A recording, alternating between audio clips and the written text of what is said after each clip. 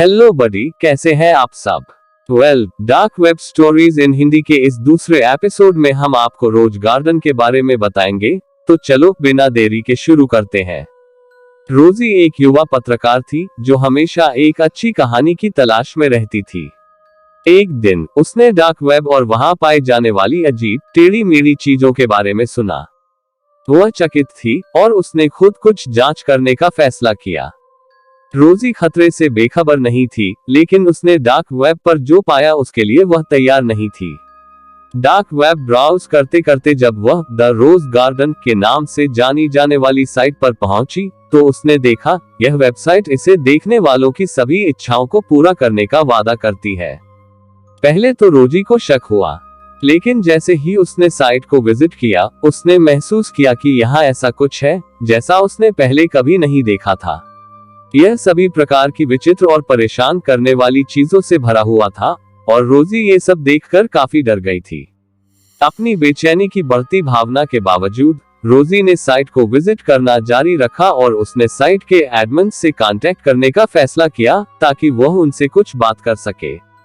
आश्चर्यजनक तौर पर उसे लगभग तुरंत जवाब मिला।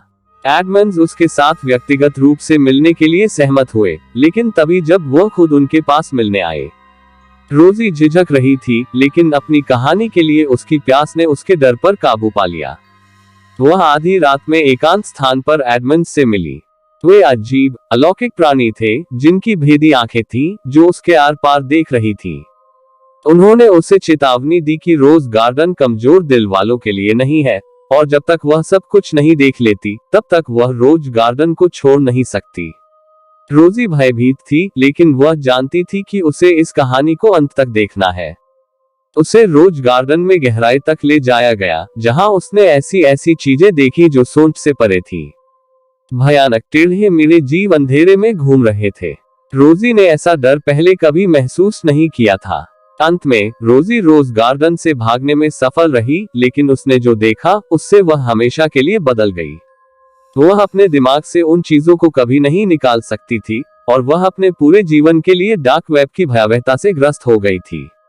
उस दिन से रोजी को उस पत्रकार के रूप में जाना जाता था जिसने डार्क वेब में जाने का साहस किया था और जो एक ऐसी कहानी लेकर लौटी थी जिसे कभी नहीं भुलाया जा सकेगा।